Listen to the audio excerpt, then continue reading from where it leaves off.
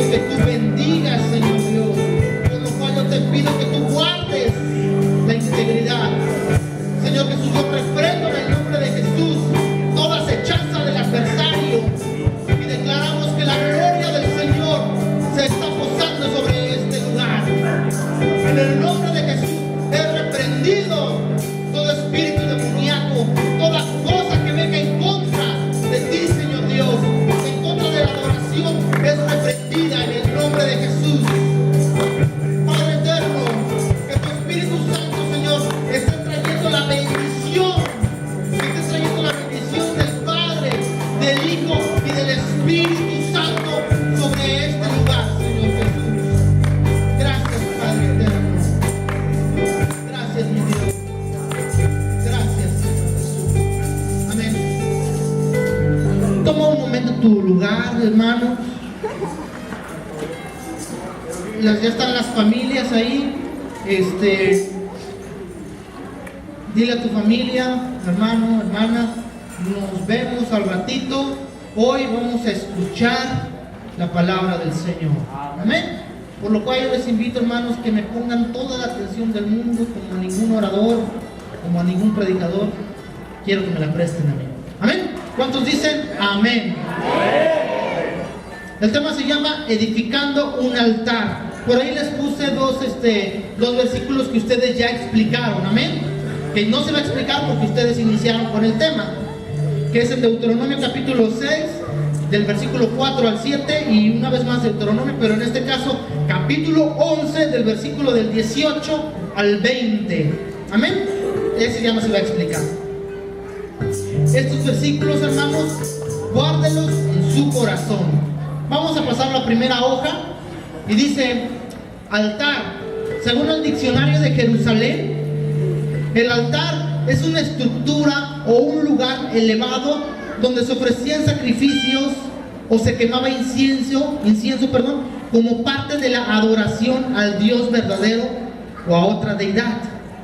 La palabra hebrea Mizbeach, que es altar, proviene de la raíz sabaj, que significa degollar o sacrificar. En un altar, hermanos, se degollaba o se sacrificaba. En este caso, alguien tenía que morir sobre un altar, por lo cual alude fundamentalmente al lugar donde se degüella o se sacrifica.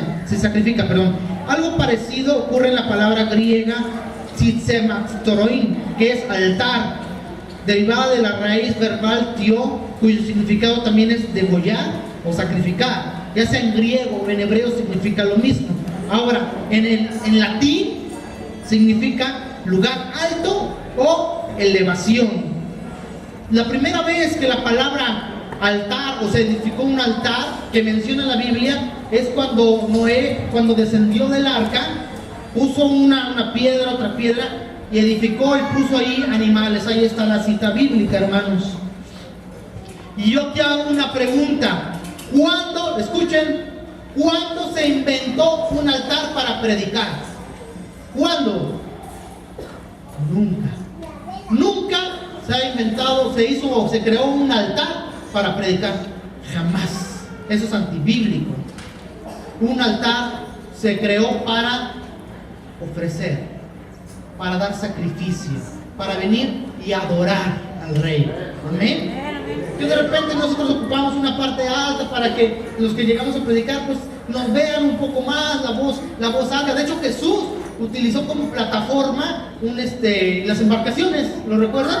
Se subía a la embarcación, la gente estaba ahí sentada y él empezaba a hablar. Amén. Pero solamente es para eso. El altar fue diseñado totalmente para sacrificar y adorar. Amén. Lo curioso de esto es que la primera adoración que debe existir en la iglesia es en el hogar. Es la primera adoración que debe de existir, en lo cual no existe muchas veces. Amén. Por lo cual vamos a entrar al tema. Dice la letra A, la era del Icabod. Abróchense sus cinturones porque el Señor nos va a hablar. Amén.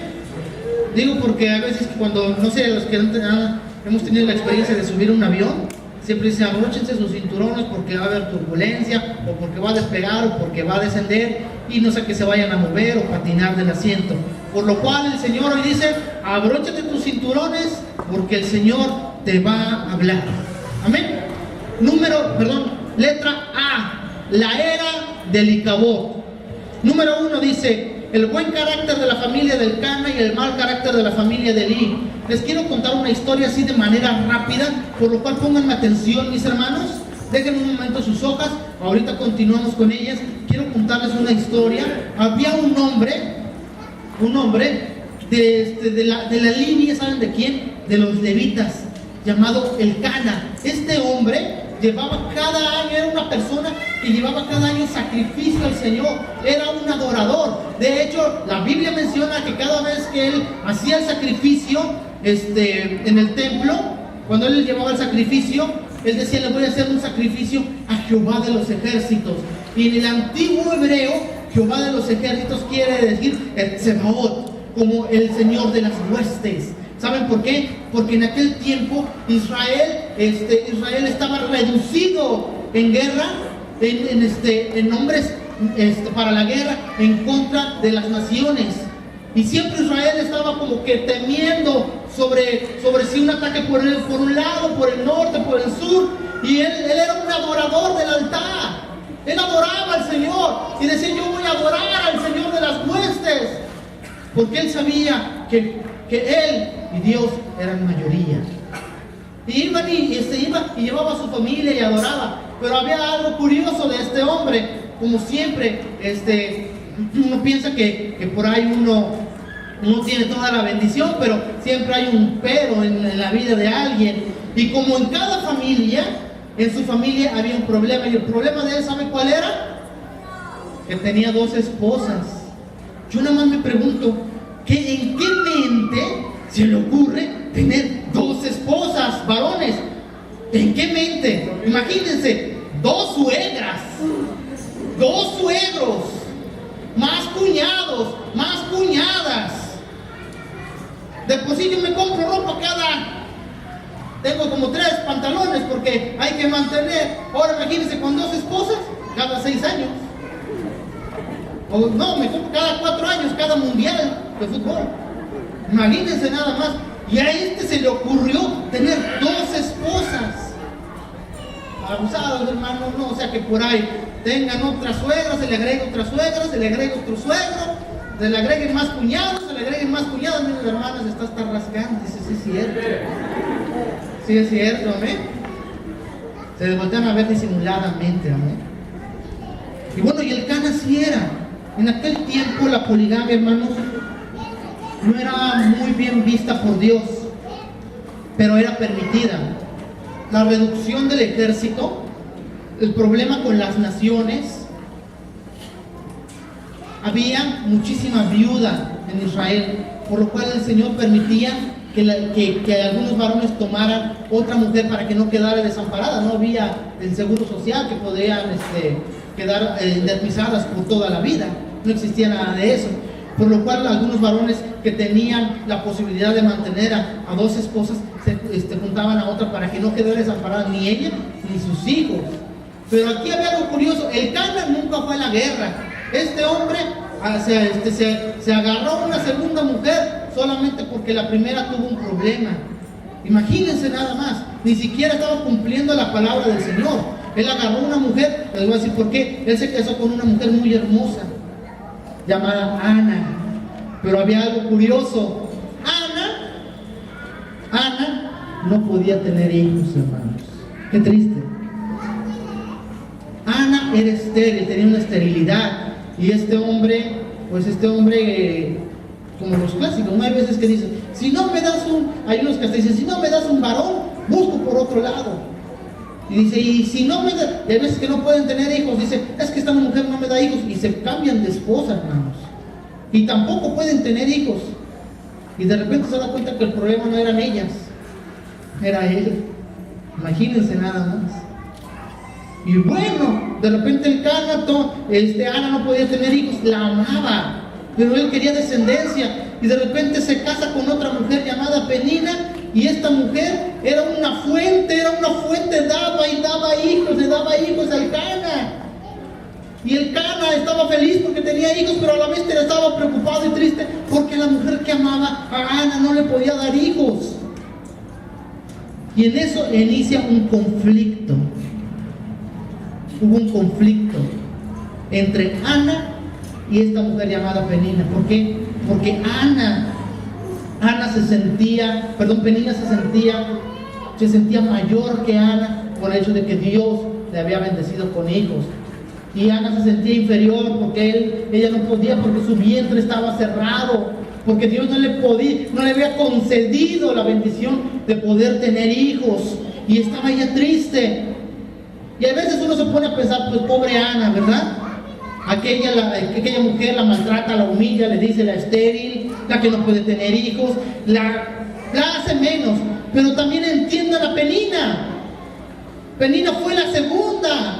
Fue la que de repente no la amaba tanto el Cana, porque amaba más a Ana. Entonces, de alguna manera, pues ella también tenía ese problema. Y pues yo no sé qué hacía el Cana.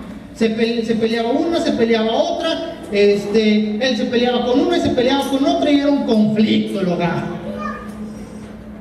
Era un conflicto. ¿Qué va a pasar? No sé. Pero eso sí, el Cana decía, ¿saben una cosa? Hay conflicto en la casa, hay conflicto en el hogar, pero cada año vamos a Silo, porque así era el lugar donde se ofrecía sacrificio. Vamos a Silo y allí ofreceremos sacrificio, adoraremos al Señor de las huestes. No importa el conflicto que haya, no importa lo que esté pasando en la vida, vamos a ir y adoraremos al Señor. Y el Cana daba una porción a Penina conforme a todos sus hijos. Él hacía que sus hijos los santificaba, porque él ofrecía sacrificio por ellos. Y sobre Ana dice la Biblia que le daba la doble porción. No le daba uno, y ella era uno, solamente era para que ofreciera una vez y ya. Pero Ana ofrecía doble. El Cana le estaba profetizando, diciéndole, Dios te va a conceder en este sacrificio, Dios te va a conceder otro hijo, te va a conceder el hijo que tú necesitas. Él la amaba y le daba doble. Y de repente venían al sacrificio, adoraban a Dios. Ana se postraba, dice la Biblia que se postraba y adoraba al Señor, pero no abría sus labios. Solamente lloraba. Y el sacerdote Elí, el pastor Elí, estaba nada más ahí viéndola, y la tuvo por mujer que tomaba, por mujer ebria. Y le dice, mujer, digiere tu vino, digiere tu alcohol, y ven y adora.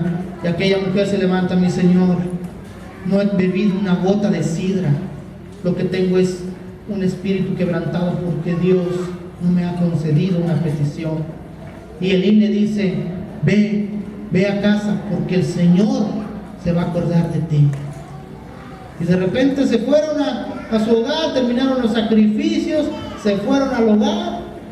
Dice la Biblia que el Cana se llevó a su mujer, y Jehová se acordó de Ana y quedó embarazada. Pero Ana hizo una promesa en el altar.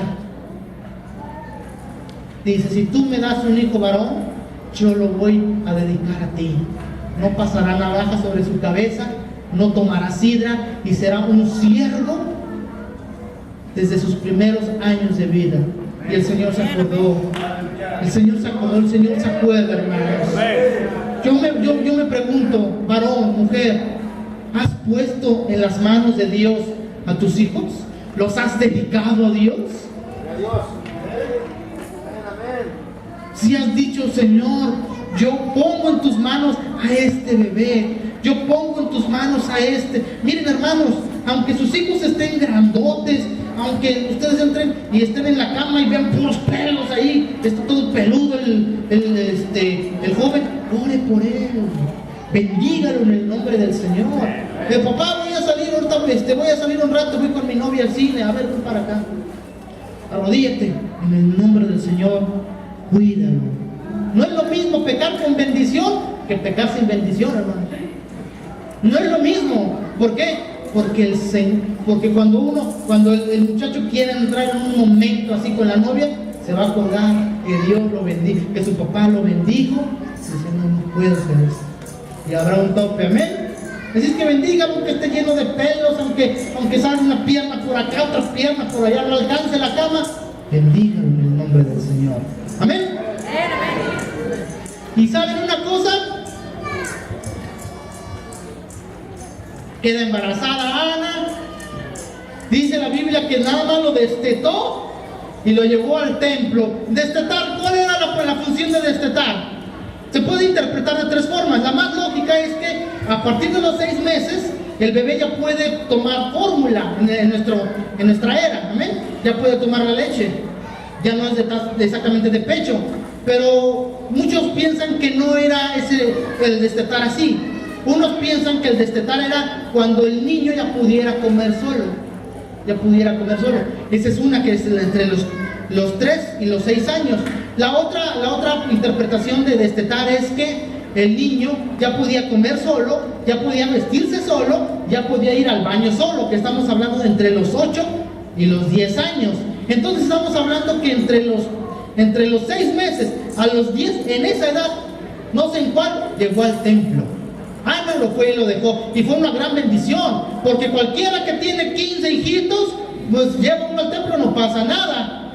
Hay uno menos, pero uno solo, llevarlo al templo y cumplir con la promesa, es de grande estima, hermanos. Es de grande estima. ¿Y saben quién apoyaba? El Cana. El marido dice: sí, hay que cumplir con el Señor, un hombre fiel al Señor. ¿Bien? Llévalo y hay que dedicarlo al Señor.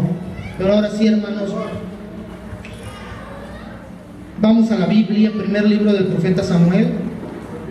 Yo nada más me pregunto, y ustedes se han de preguntar, perdón, ¿por qué nos cuenta esta historia medio sacada de una película de Hollywood? Ahorita vamos para allá. Amén. Primer libro del profeta Samuel. Ya no van a guardar su Biblia, amén.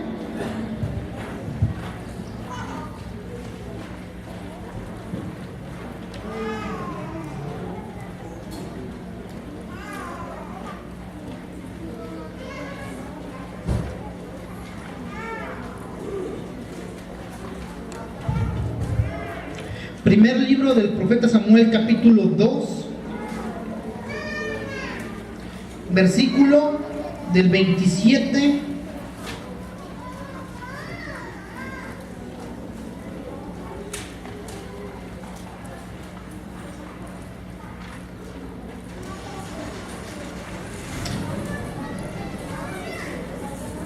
del 27 al 34. ¿Ya lo tienen, mis amados? Miren, estos hombres, el sacerdote Elí tenía 2 hijos, uno llamado Ofni y el otro llamado Finés. Estos 2 eran sacerdotes de la línea de la línea de Aarón. Bueno, estos hombres, fíjense lo que hacían, tomaban, cuando venían a ofrecer un sacrificio que traían el animal, lo ponían, estaba ofreciéndose el sacrificio, ellos tomaban un garfio, como un tipo tenedor de 3 dientes, agarraban la carne y la jalaban. Y hay veces que todavía ni siquiera se ponía la ofrenda, cuando ellos ya la estaban comiendo para ellos, la estaban agarrando para ellos. O sea que la ofrenda ya no se la daba ni siquiera a Dios, se la estaban dando a ellos mismos. Y no tan solo se robaban las ofrendas del Señor. ¿Saben qué más hacían? De repente había mujeres por ahí, y en los atrios del templo agarraban y tenían relaciones con ellas, tenían intimidad alrededor del templo. Y ¿saben qué? No era que no se supiera, el pueblo entero sabía el mal caminar de estos hijos perversos del sacerdote Elí. El libro de Primera de Samuel es lo último de la era de los jueces, a donde se hacía lo que se quería, a donde no había ningún límite, sino que se hacía lo que bien querían. Y fíjense lo que vi. Y entonces un hombre viene al sacerdote Elí y le dice esto, versículo 27. Vino un varón de Dios a Elí y le dijo: así ha dicho Jehová, ¿no me manifesté yo claramente a la casa de tu padre cuando estabas en Egipto en casa de Faraón? Y yo le escogí por sacerdote entre todas las tribus de Israel para que ofreciese sobre mi altar y quemase incienso y llevase efod delante de mí. Y di a la casa de tu padre todas las ofrendas de los hijos de Israel. ¿Por qué habéis hollado mis sacrificios y mis ofrendas que yo mandé ofrecer en el tabernáculo? Y has honrado a tus hijos más que a mí, engordándoos de lo principal de todas las ofrendas de mi pueblo Israel. Por tanto, Jehová, el Dios de Israel, dice: yo había dicho que tu casa y la casa de tu padre andarían delante de mí perpetuamente, mas ahora ha dicho Jehová: nunca yo tal haga, porque yo honraré a los que me honran, y a los que me desprecian serán tenidos en poco. He aquí, vienen días en que cortaré tu brazo y el brazo de la casa de tu padre, de modo que no haya anciano en tu casa. Verás tu casa humillada, mientras Dios colma de bienes a Israel, y en ningún tiempo habrá anciano en tu casa. El varón de los tuyos que yo corte de mi altar será para consumir tus ojos y llenar tu alma de dolor, y todos los nacidos en tu casa morirán en edad viril. Y te será por señal esto, que acontecerá a tus dos hijos, Ofni y Finés, ambos morirán en un día. ¡Wow! Dice: yo honro a los que me honran, y a los que me desprecian serán tenidos en poco. Dice, le decía el Señor: honraste más a tus hijos que a mí. ¿Qué estaba dando a entender? Que no solo sus hijos se comían la carne, también le entraba Elí, y él sabía lo que estaba pasando.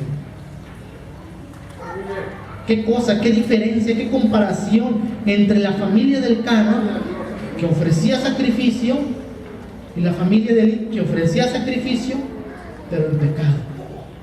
Vean nada más la diferencia entre una cosa y otra. Pero qué hermoso. Samuel ya estaba ahí, y dice la Biblia que él crecía y Dios lo veía con buenos ojos. Hermano, ¿crees que Dios está viendo con buenos ojos a tus hijos? ¿Crees que los ve con buenos ojos? ¿Los has dedicado a Jehová? Dice el primer libro del profeta Samuel. Ahora vamos al capítulo 3, versículo 1. Fíjense, ahí están en sus hojas, todo está en sus hojas. Dice el llamamiento de Samuel, versículo 1, capítulo 3, versículo 1. Dice: el joven Samuel ministraba a Jehová en presencia de Elí, y la palabra de Jehová, fíjense, escaseaba en aquellos días, no había visión con frecuencia. Versículo 3. Samuel estaba durmiendo en el templo de Jehová, donde estaba el arca de Dios, antes que la lámpara de Dios fuese apagada. Fíjense, estaba el arca del pacto del Señor, estaba el arca del pacto, y Samuel durmiendo ahí a un ladito. Ahí estaba recostado Samuel. Versículo 10. Dice: y vino y se paró Jehová y llamó como las otras veces: Samuel, Samuel. Entonces Samuel dijo: habla, que tu siervo oye. Ponme atención aquí, ojo, ponme atención. Mira, te voy a explicar esto. Samuel estaba durmiendo, estaba el arca del pacto.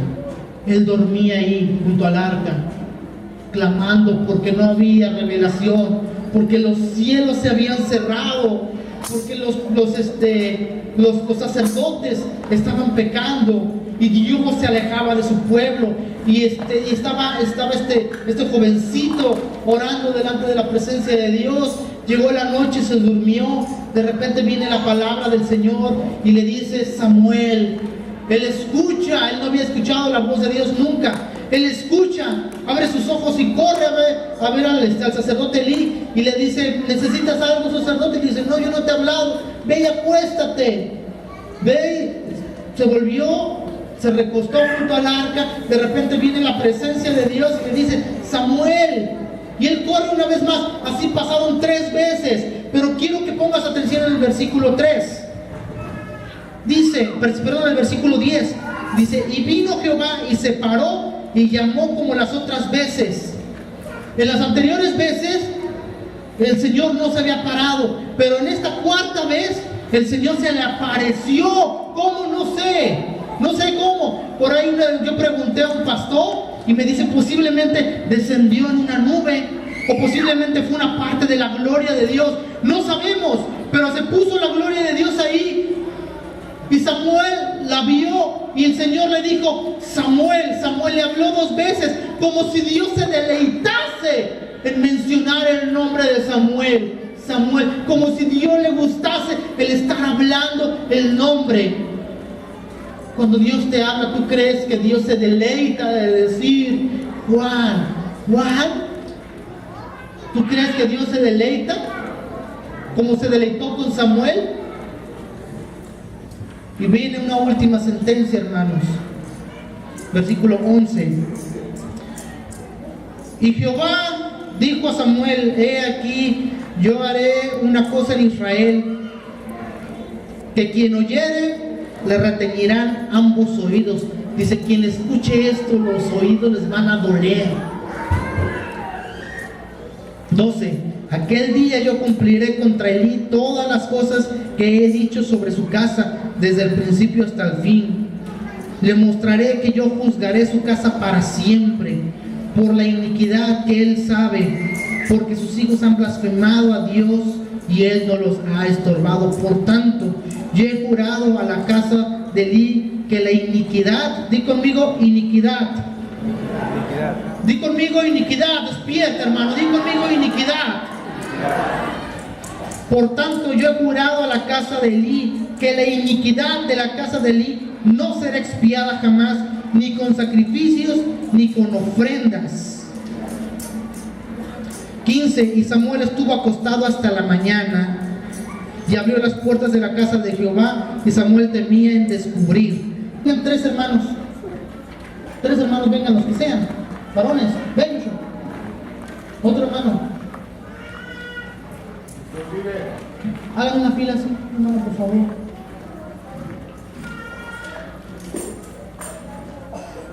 Ponte del lado enfrente del hermano de cuadros, hermano, pero ya doblando. Un hermano más, por favor. Alguien más, un hermano más.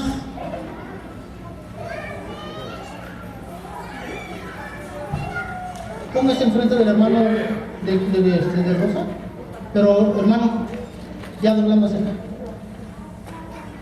Más para acá, ¿sí? Pero como que viendo ya para acá. Así. Acércate un poco más, hermano. Ahí. Miren, ¿cómo se hace una maldición, Ojo, fíjense, ¿cómo se hace una maldición en la vida? Él empezó caminando bien. Él se empezó a desviar. Pero de él a su descendencia, que es el hermano, su hijo, como usted que es el hermano de Rosa, él ya se desvió y su hijo de Rosa nace con la desviación. ¿Sí me estoy dando a entender? Y él tiene un hijo que es el hermano que está aquí enfrente. Él nace y nace ¿cómo? Ya desviado totalmente. Y uno dice, ¿por qué? ¿Por qué la tendencia al pecado?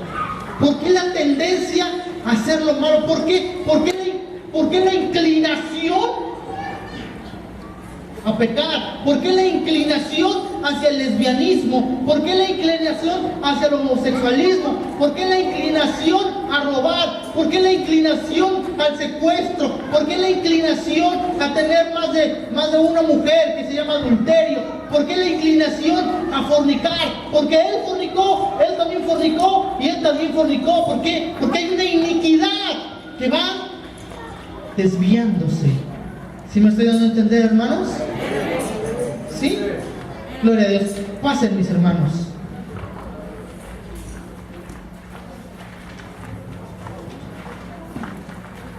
Vamos a Éxodo capítulo 34.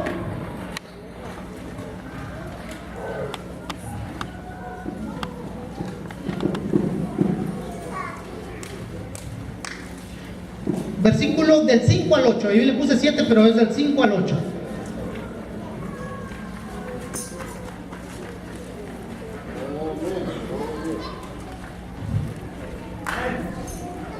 ¿Ya lo tienen? Éxodo 34, capítulo del 5 al 8.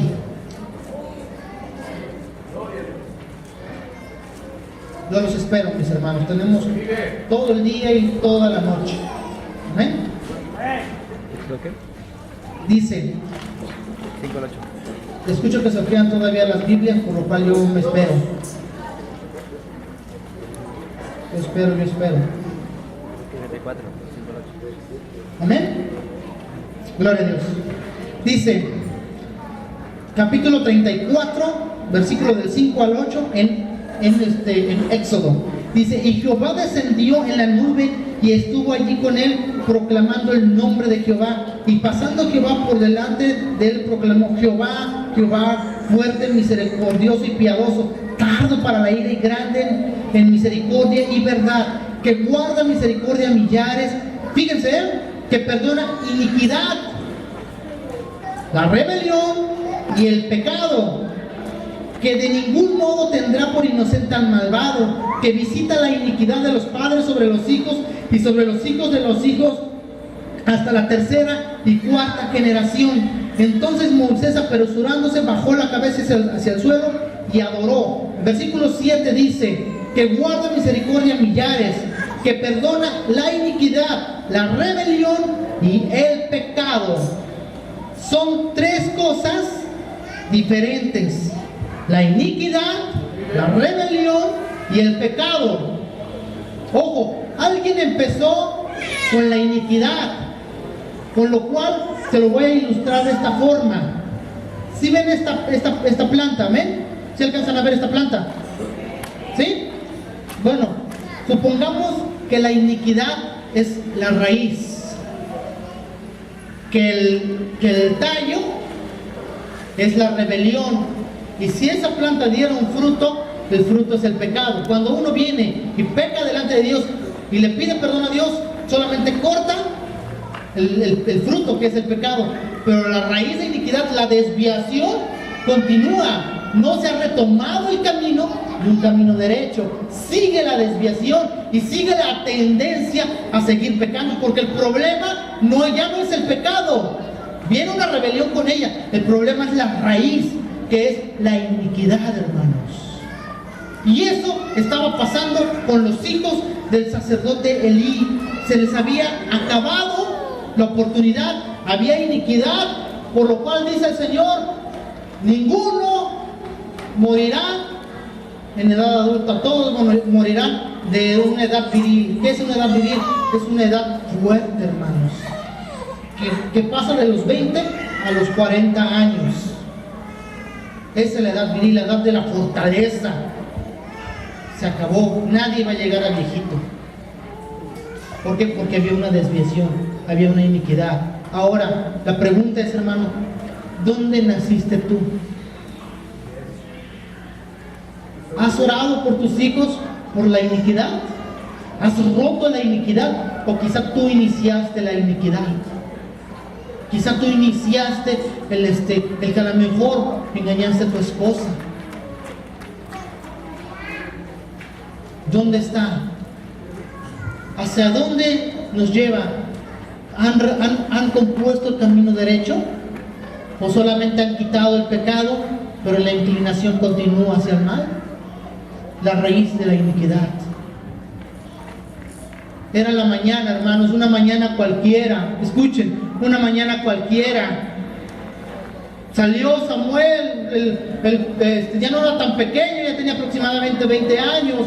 Sale Samuel, empieza a llenar de aceite una vez más las lámparas.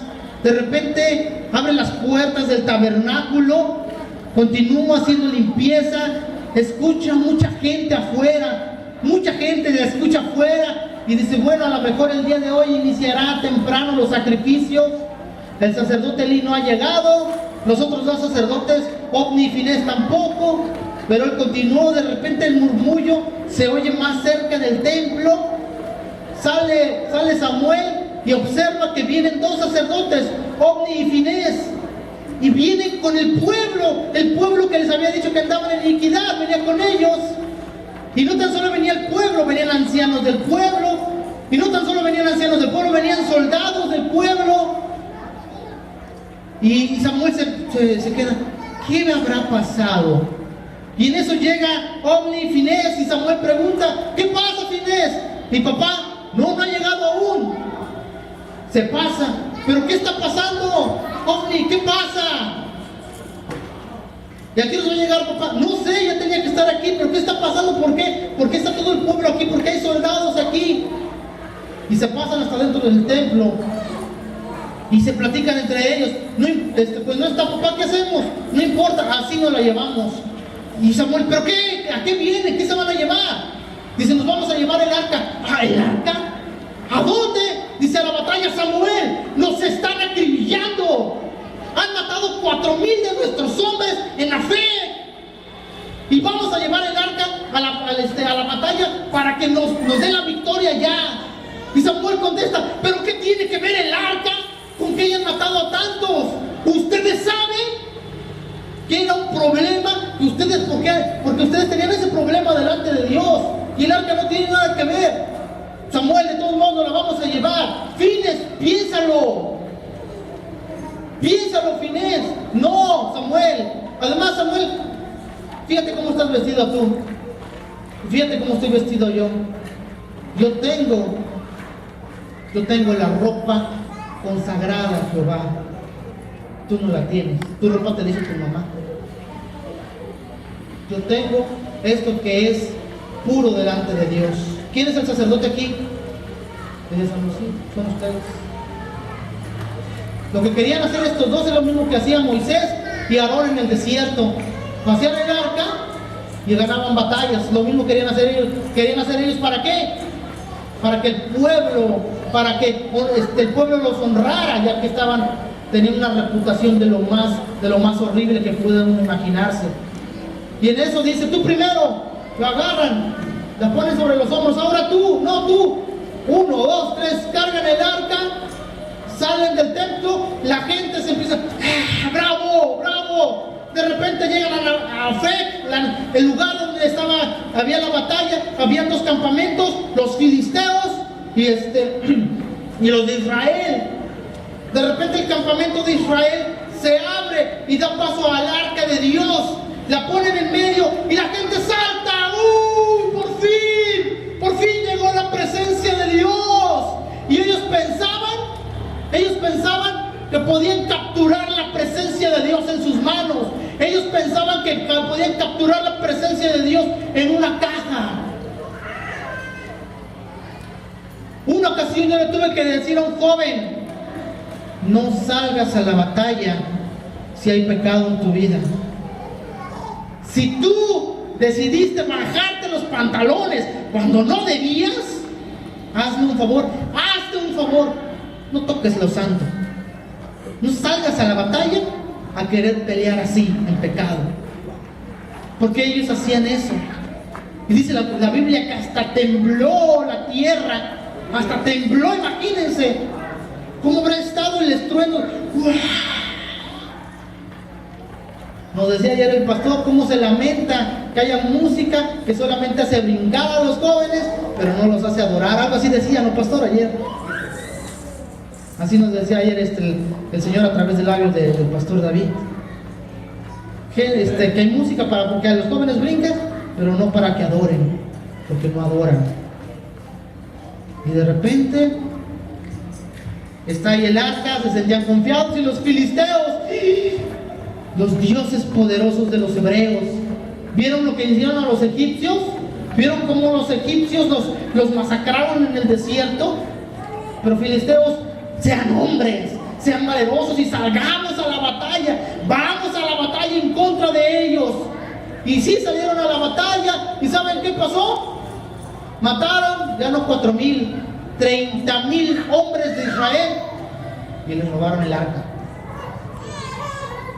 Llegan aquellos, dicen, oh, miren, general, traemos los dioses de los hebreos y a los sacerdotes de los dioses. ¿Qué hacemos? Miren, a los dioses de los hebreos, métanlo, llévenlo a Astarot, y métanlo al templo de Dagón, Asdod, y métanlo al templo de Dagón, que este es trofeo para Dagón. Decían, bendito Dagón. Y a los sacerdotes no sirven, mátenlos a ellos. Y a Ofni y a Finés los mataron. Y el arca fueron y la pusieron en el templo de los Dagonitas, de Dagón. Los sacerdotes haciendo fiesta. El Dios poderoso, los dioses poderosos de los hebreos se postra delante de Dagón. Lo que ellos no sabían, que Israel venía en pecado. Lo que ellos no sabían es que Israel venía pecando desde hace tiempo. Había una desviación en su vida. Y había algo curioso. Como uno se lamenta, hermanos. Como uno se lamenta, que dices, 10 años, cantantes cristianos de hip hop, de reggaetón, que andan en pecado. Y no es porque ellos digan es que andan en pecado, es que alguien los descubre. Perverso, ¿cómo te paraste a ministrar así? Porque eres un perverso. ¿Por qué tocaste lo santo cuando sabías que andabas en pecado? Y eso pasó. De repente alguien quedó vivo, llegó, estaba Elí sentado ahí, empieza a decir al pueblo todo. El pueblo lloraba porque no solamente son números militares, 34,000 hombres, eran 34,000 viudas, eran decenas de hijos que se quedaron sin padre. De repente, la esposa de Finés, que estaba embarazada, estaba a días de tener a su hijo, escucha la noticia, entra en labores de parto y tiene a su hijo, y le pone un nombre que es el nombre más triste que existe en toda la historia de la Biblia. ¿Cómo se llama la primera letra? La letra A, ¿cómo dice el título ahí? ¿La era de qué? En tus hojas. Abón. La era de Icabod. La era de Icabod. Le pone Icabod. ¿Saben qué significa Icabod?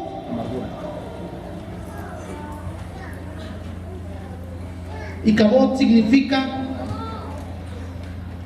sin presencia de Dios. La gloria de Dios ha sido desterrada. La gloria de Dios partió de este lugar.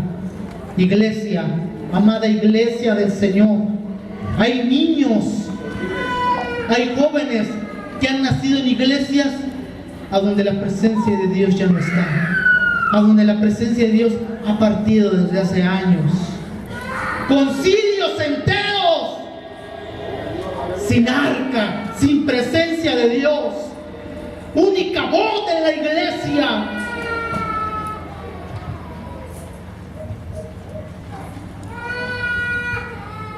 El arca solamente era una señal visible de la presencia de Dios, hermanos. ¿Cómo está tu vida?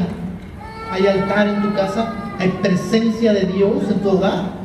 ¿Te juntas para orar con tu familia? Esto que escuchan ustedes, de alguna manera yo se lo dije ya a mi esposa. Antes de que ustedes lo escucharan, se los estoy predicando a ustedes, a mi esposa ya se lo prediqué. A mis hijos ya oré con ellos. Ya nos pusimos en las manos de Dios.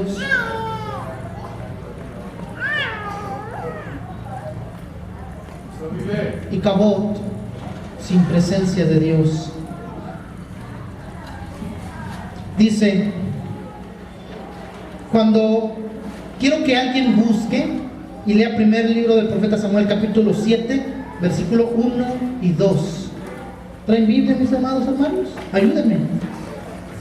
Primer libro del profeta Samuel, ahí hay una. ¿Capítulo qué? 7.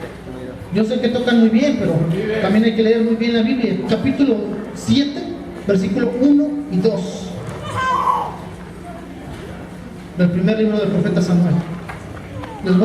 El Señor nos va a mostrar algo increíble, algo maravilloso. Amén. ¿Ya, mis hermanos? Capítulo 7, versículo 1 y 2. Ahí tienes tu micrófono, hermano.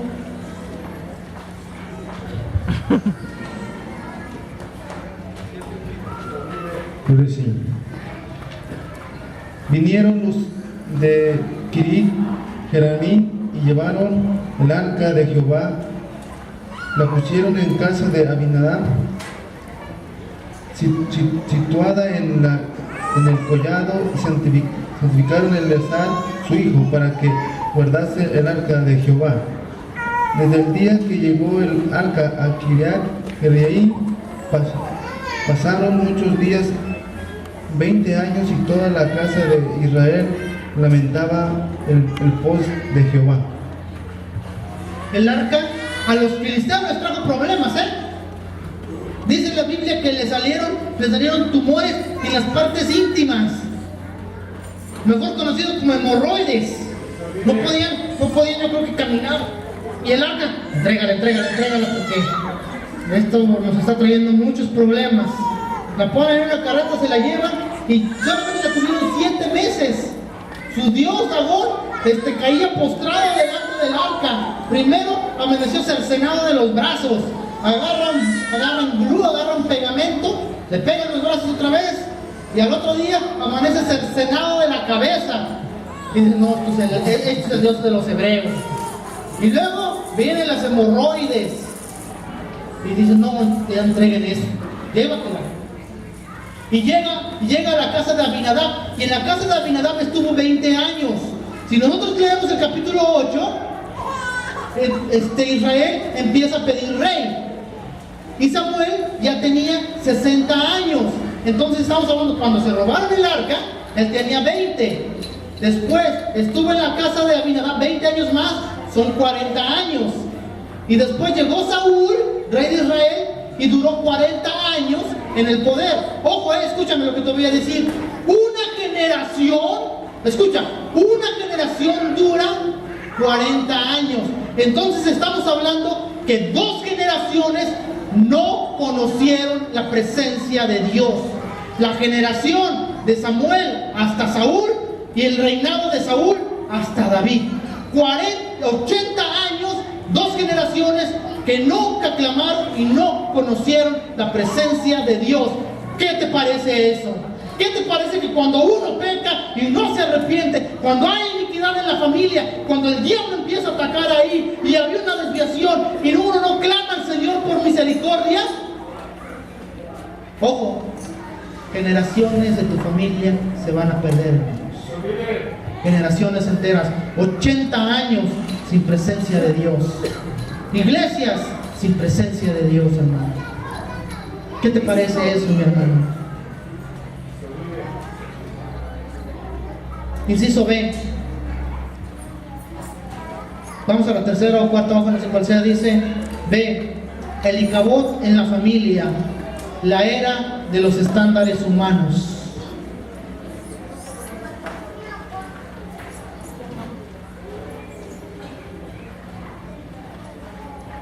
¿Ya tienen ahí su hoja? Acá miren. B. El Icabod en la familia, la era de los estándares humanos. Amén. ¿Ya estamos ahí en sus hojas? ¿Cuántos jóvenes hay aquí? Ven. Ven. Solteros. A ver, levanten su mano los jóvenes.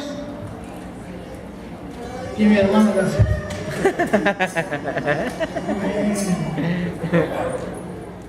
Gloria a Dios, hermano. No te cases. Gloria a Dios, amén. A ver, los jóvenes otra vez, levanten su mano, pues.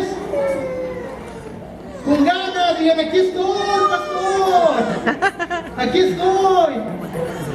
A ver, levanten sus manos, digan, jóvenes, solteros.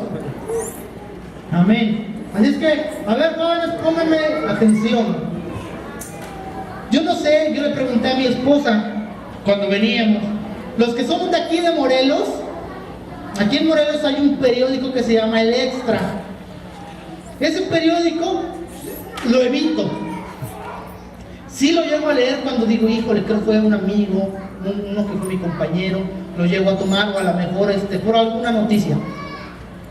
Pero si esa cosa uno la lee, abres la primera hoja, descabezan a tantos, descuartizan a 5, desmembran a tantos, le quitan los órganos a tantos. Yo creo que por ahí en Iguala también, en Guerrero hay periódicos así.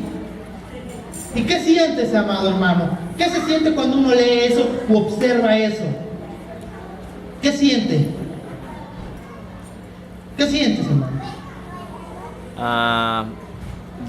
Pues decepción. ¿Y por qué andas leyendo eso también, No lo leo. Yo, la verdad, yo publiqué en el diario de Morelos y me respondieron que ese periódico era de ellos. Era una subrevista de ellos. ¿A poco? Miren. Bueno, y entonces uno se siente mal. Uno dice, ¿qué cosa tan horrible está pasando en Morelos? Exacto, lo exprimes y es sangre. Dice, lo exprimes y sale sangre. Ahora imagínense estar en un barco grande, a donde antes de que empezara a llover, te decían, estás loco, bájate de ahí. Digo, nunca ha llovido, ¿de dónde tú sacas que va a llover? Bájate de ahí, loco, junto con tus hijos, tu esposa y las muchachas que se llevaron, están locos. De repente empieza a llover y la misma familia empieza a observar como familia, ayúdanos, ábrenos por favor. Y él empezaba a ver como gente que él conocía, que él había compartido algo, que él les había regalado algo y también había recibido algo de ellos, se empezaba a ahogar. Hablo de Noé. Él vio cómo se empezaba a morir la gente, porque él gritaba, ellos gritaban y él escuchaba desde adentro, ayúdanos, Noé. Y Noé decía, ya no decía, les dije, ¿no? Se lamentaba, porque ver a una persona morir y una persona ahogarse, niños que empezaban a flotar, porque ya se habían ahogado, sus parientes, a lo mejor una prima, por ahí una hermana, o algo más, quedaban ahí flotando, y él veía nada más eso, y él se lamentaba. Vamos a Génesis, capítulo 9.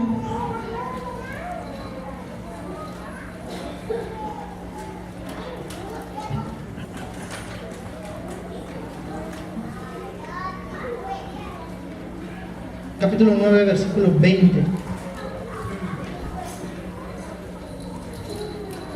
Dice, después comenzó Noé a labrar la tierra. Esto fue después de que descendió el agua y se secó de la tierra. Él empezó a trabajarla. Dice, después comenzó Noé a labrar la tierra y plantó una viña y bebió del vino y se embriagó y estaba descubierto en medio de su tienda. Y Cam, padre de Canaán, vio la desnudez de su padre y lo dijo a sus dos hermanos que estaban afuera. Entonces Sem y Jafet tomaron la ropa y la pusieron sobre sus propios hombros y andando hacia atrás cubrieron la desnudez de su padre, teniendo vueltos sus rostros, y así no vieron la desnudez de su padre.